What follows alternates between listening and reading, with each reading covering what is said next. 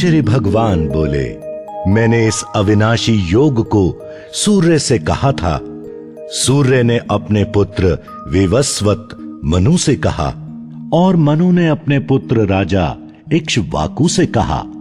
हे परंतप अर्जुन, इस प्रकार परंपरा से प्राप्त इस योग को राज ऋषियों ने जाना, किंतु उसके बाद वह योग बहुत काल से इस पृथ्वी लोक में लुप्त प्राय हो गया।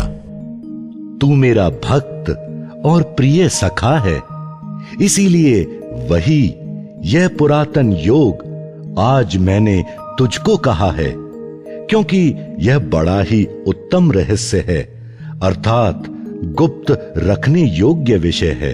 अर्जुन बोले, आपका जन्म तो अर्वाचीन अभी हाल का है और सूर्य का जन्म बहुत पुराना है, अर्थात कल्प के आदि में हो चुका था। तब मैं इस बात को कैसे समझूं कि आप ही ने कल्प के आदि में सूर्य से ये योग कहा था। श्री भगवान बोले, हे परंतप अर्जुन, मेरे और तेरे बहुत से जन्म हो चुके हैं, उन सबको तू नहीं जानता, किंतु मैं जानता हूं। मैं अजन्मा और अविनाशी स्वरूप होते हुए भी तथा समस्त प्राणियों का ईश्वर होते हुए भी अपनी प्रकृति को अधीन करके अपनी योग माया से प्रकट होता हूं। हे भारत, जब जब धर्म की हानि और अधर्म की वृद्धि होती है, तब तब ही मैं अपने रूप को रचता हूं, अर्थात साकार रूप से लोगों के सम्मुख प्रकट होता हूं।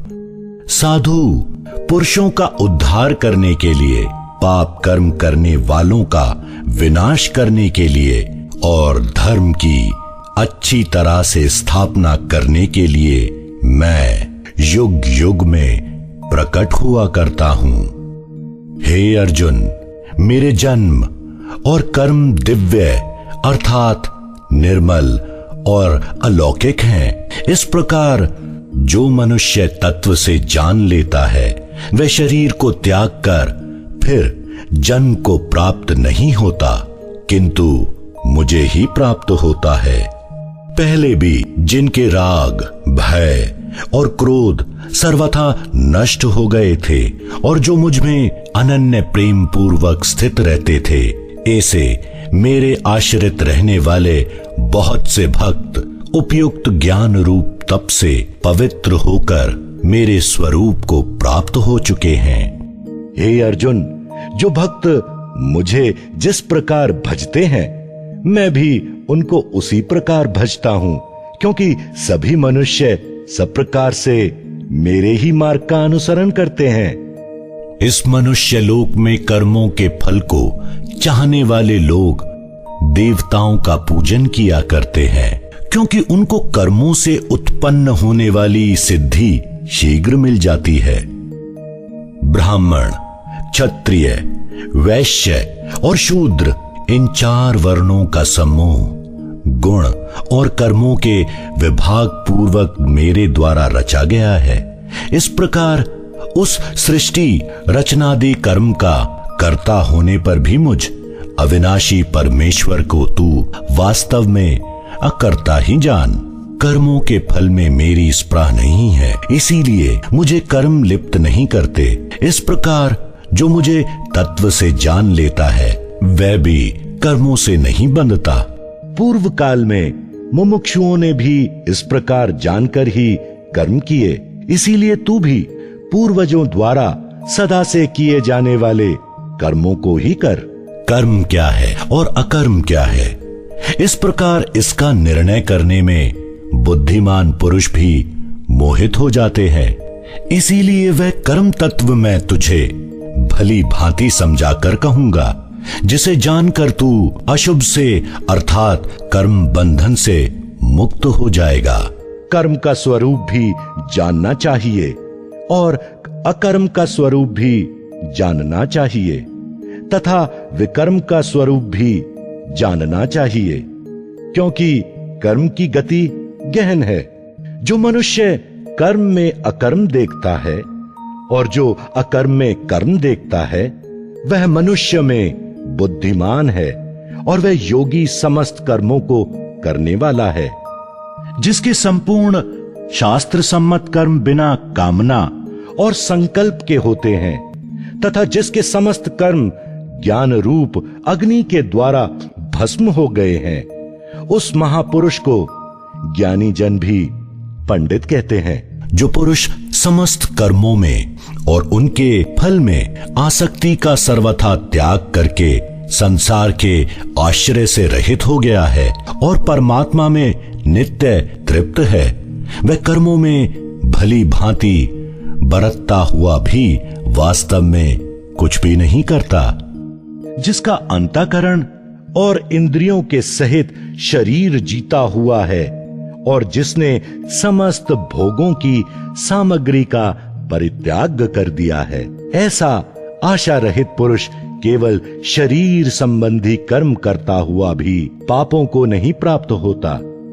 जो बिना इच्छा के अपने आप प्राप्त हुए पदार्थ में सदा संतुष्ट रहता है, जिसमें ईर्ष्या का सर्वथा अभाव हो गया है, जो हर्ष शोक आदि द्वंद्वों से सर्वथा अतीत हो गया है, ऐसा सिद्धि और असद्धि में सम रहने वाला कर्मयोगी कर्म करता हुआ भी उनसे नहीं बंधता। जिसकी आसक्ति सर्वथा नष्ट हो गई है, जो दयाभिमान और ममता से रहित हो गया है, जिसका चित्त निरंतर परमात्मा के ज्ञान में स्थित रहता है, ऐसा केवल यज्ञ संपादन के लिए कर्म करने वाले मनुष्य के संपूर्ण कर्म भली भांति विलीन हो जाते हैं। जिस यज्ञ में अर्पण अर्थात स्त्रुवा आदि भी ब्रह्म हैं और हवन किए जाने योग्य द्रव्य भी ब्रह्म है तथा ब्रह्म रूप कर्ता के द्वारा ब्रह्म रूप अग्नि में आहुति देना रूप क्रिया भी ब्रह्म है, उस ब्रह्म कर्म में स्थित रहने वाले योगी द्वारा प्राप्त किए जाने योग्य फल भी ब्रह्म ही है। दूसरे योगी जन देवताओं के पूजन रूप यज्ञ का ही भली भांति अनुष्ठान किया करते हैं और अन्य योगी जन पर ब्रह्म परमात्मा रूप अग्नि में अभेद दर्शन रूप यज्ञ के द्वारा ही आत्म रूप यज्ञ का हवन किया करते हैं। अन्य योगी जन श्रोत आदि समस्त इंद्रियों को संयम रूप अग्नियों में हवन किया करते हैं और दूसरे योगी लोग शब्द आदि समस्त विषयों को इंद्रिय रूप अग्नियों में हवन किया करते हैं। दूसरे योगी जन इंद्रियों की संपूर्ण क्रियाओं को और प्राणों की समस्त क्रियाओं को ज्ञान से प्रकाशित आत्म संयम योग रूप अग्नि में हवन किया करते हैं। कई पुरुष द्रव्य संबंधी यज्ञ करने वाले हैं, कितने ही तपस्या रूप यज्ञ करने वाले हैं तथा दूसरे कितने ही योग रूप यज्ञ करने वाले हैं और कितने ही अहिंसादि तीक्ष्ण व्रतों से युक्त यत्नशील पुरुष स्वाध्याय रूप ज्ञान यज्ञ करने वाले हैं।